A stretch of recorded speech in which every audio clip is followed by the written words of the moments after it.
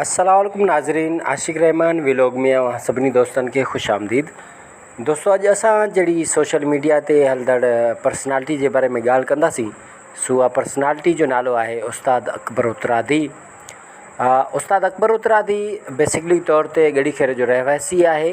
तंहिंजो असुलु नालो ग़ुलाम अकबर मीराणी आहे, जंहिंजो शोबिज़ में सिंधी मीडिया में नालो आहे अकबर उत्तरादी। दोस्तों, अकबर उत्तरादी ॻड़ीखेरे खां ईअं सम्झो लॾ पिटाइण करे सो शिदातकोट रवाना थियो ऐं हिन महिल उहो ग़रीबाबाद जेको आहे कॉलोनी या मोहल्ले में मौजूदु आहे, उते रहवेसी आहे।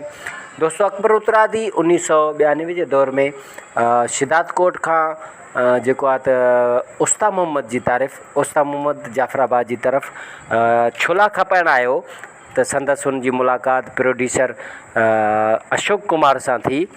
सो अशोक कुमार सां राब्ते में रहंदे ई हुन पंहिंजे स्टेज ड्रामनि, पंहिंजी डायरेक्शन में स्टेज ड्रामनि जी कैरियर जो आगाज़ कयो ऐं उस्ता मोहम्मद में पहिलो ड्रामो 1992 जे दौर में इश्क ज़िंदाबाद कयो, जंहिंमें जेको आहे त मौजूदा MPA ऐं डिप्टी चेयरमैन मीर जान मोहम्मद जमाली साहब जो वालिद साहब मरहूम मीर नूर मोहम्मद ख़ान जमाली साहब चीफ गेस्ट आहे, जिन्हनि स्टेज ते इहो चयो त अॼु बलोचिस्तान में फ़न खे ज़िंदा करण वारो अकबर उत्तरादी आहे।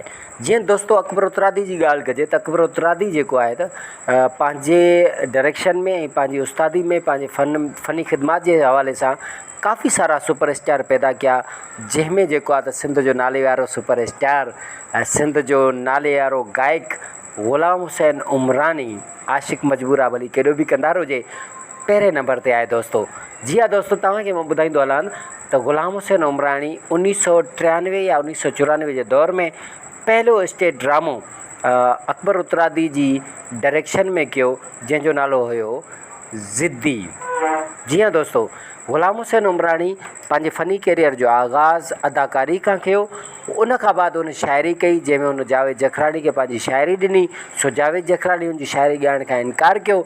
उन खां बाद ग़ुलाम हुसैन उमरानी इहो फ़ैसिलो कयो त मूंखे फ़नकार थियणो आहे ऐं ग़ुलाम हुसैन उमरानी जो इहो फ़ैसिलो सही साबित थियो। फ़र्ज़ु कयो अगरि ग़ुलाम हुसैन राम हुसैन जे नाले सां शाइरी करे हा ऐं जावेद जखरानी उहे कलाम ॻाए हा, त अॼु यकीन कयो असांखे ग़ुलाम हुसैन उमरानी जे नाले सां कोई बि फ़नकार सोशल मीडिया या सिंधी मीडिया ते न मिले हा। ग़ुलाम हुसैन उमरानी जो हिकिड़ो बहितरीनु फ़ैसिलो त हुन ॻाइण जो हिकिड़ो फ़ैसिलो कयो, सो हुन जे फ़ैसिले जी बदौलत अॼु असांखे सुठो फ़नकार ग़ुलाम हुसैन उमरानी जे रूप में मिलियो। असांजी दुआ आहे त अल्लाह ताला ग़ुलाम हुसैन उमरानी खे दिन दुगनी ऐं राति चुगनी तरक़ी अता फ़रमाए। दोस्तों, ईअं ई असां ॻाल्हि कंदासीं हिकिड़े ॿिए सुपरस्टार जी, जंहिंजो नालो आहे कमाल ख़ान। जी हाँ दोस्तों, पत्थर दुनिया मूसा ख़ान जो पुटु कमाल ख़ान, जंहिंजो नालो आहे आज़म जान मैंगल, सो उस्ता मोहम्मद सां ताल्लुक़ु रखे थो। आज़म जान मैंगल बि बतौर हिकु आर्टिस्ट अकबर उत्तरादी जो शागिर्दु आहे ऐं हुन पंहिंजे फ़नी कैरियर जो आगाज़ अकबर उत्तरादी जी डायरेक्शन में उस्ता मोहम्मद जे हिकु स्टेज ड्रामे खां कयो। स्टेज ड्रामनि खां बाद बतौर आर्टिस्ट आज़म जान मैंगल टेलीफिल्म हुजे या कंहिं चैनल जो सिंधी ड्रामो हुजे, उनमें पंहिंजे अनोखे किरदार सां हिकु नालो कमायो। आज़म जान जे बक़ौल आज़म जान जो इहो चवणु आहे त जेकॾहिं अकबर उत्तरादी उस्ता मोहम्मद बलोचिस्तान में ना अचे हा त अॼु असां आर्टिस्ट न हुजूं हा। दोस्तों, असांजी रिपोर्ट तव्हांखे कीअं लॻी? उमेदु आहे तव्हांखे काफ़ी सारी पसंदि आई हूंदी।